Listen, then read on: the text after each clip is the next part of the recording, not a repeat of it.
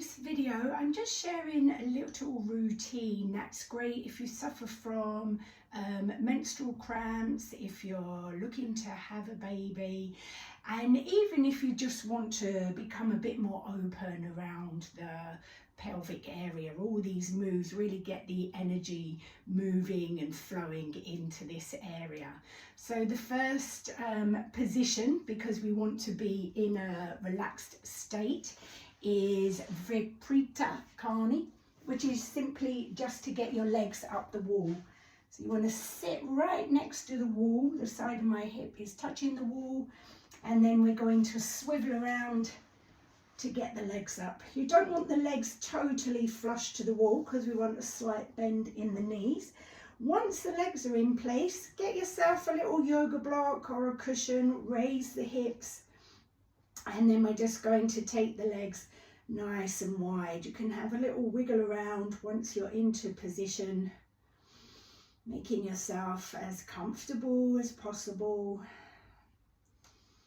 And start to deepen your breath a little, and any tension you may be feeling anywhere in the body, just kind of encourage that to release with your exhale. So you're coming into a really nice, soft, comfortable space inside, within the body and within your mind as well. So that's the first position. You can stay there for like up to 10 minutes if your time allows. And because the legs are wide, it's a nice little precursor to our next position, Baddha Konasana, which is simply to bring the soles of the feet together. You can sit on a block if you find, you're collapsed a bit in the lower back. Prop yourself on a block to help encourage the pelvis to tilt forwards. And if it's really tight in the knees, then again, you can just pad yourself up so you've got a bit of support for the legs. Once you've got your legs comfortable, we're looking to straighten the spine. You can hold the thighs, maybe the knees, wherever it is, but straighten in the back.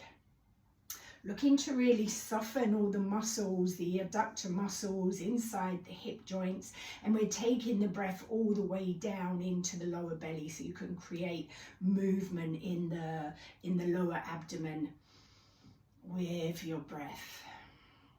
And I would say do this for at least 12 rounds of breath, but again, you can sit here for sort of 1 to 3 minutes, that would be fine. Our next movement, again, just to really get the energy flowing, we'll come into cross-legged position if you're able to. You could do this with legs straight otherwise, and again, you can sit yourself on a prop, cushion or a block if you need to. And we just want to kind of pivot the upper body around on the sitting bones.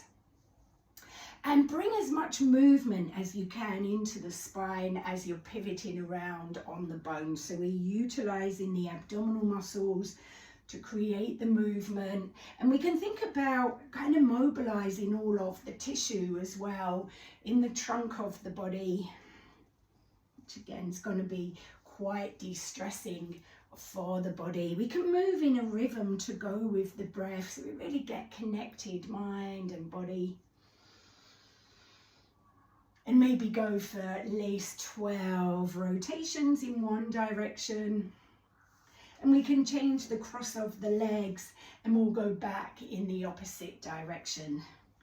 Maybe first just getting that pivoting motion around the sitting bones, and then becoming a bit more fluid and bringing more motion into the body with it. So you're having a good stretch out through the sides, the back, across the chest, and moving in a rhythm to go with your breath.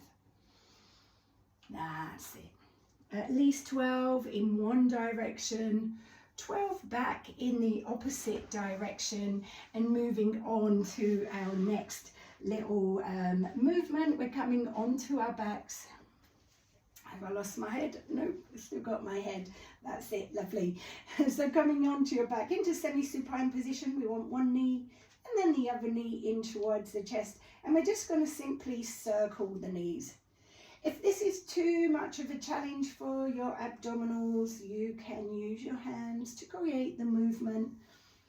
And this, as well as massaging out the lower back, it's also massaging that lower abdominal area, the pelvic area, and again, just getting the energy flowing and the blood and our fluids flowing. Round in one direction, back in the opposite direction. Enjoying the movement. Nice big breath out, squeezing those thighs in. Breathing into the lower belly as the knees move away. And we're working equally rotations in both directions. If we can then bring our feet onto the floor, and we're coming up into a bridge position from here. So we're going to just find the feet, gently push the feet down and lift the hips up. If this does not feel good in your back, feel free to go up and down a few times, making sure that you're comfortable. You could use a cushion for underneath the hips to keep the hips up so we're still in the position. We can adjust the feet, maybe going wider if it's a little tight in the knees, and we can push down gently through the arms and down into the feet just to give the spine some support. And here we're staying again, taking the breath down into the pelvic area and relaxing all those muscles as we exhale. And so you can stay there maybe for sort of 3 rounds of breath. If you're new to the practice, you might be able to take it up to 6 or 12, or even hold for a minute or 2. Our last movement, we're coming up onto the feet for our last one, and this is brilliant for helping to release stress and anxiety as well from the body. I know when I practice this, the little things that really kind of trigger me into worrying, they seem to just disappear when I do this. Not that the troubles go away, but it just brings me down well, because it brings you into your root center. And here there's a real sense of security when we're active in our root center, Muladhara chakra. Then it gives us a real sense of security and feeling safe. Stress being one of those biggest causes of all of our ailments. So for this, we're just going into a forward fold. You can have a little pedal through the legs if you're really tight in the lower back or in your hamstrings. If you're not touching the floor, you can use a little support so that we've got contact. We want feet and hands to have some kind of contact to the floor. Do you know what I mean? That we're creating a circuit. And this is the move, that we're breathing fully.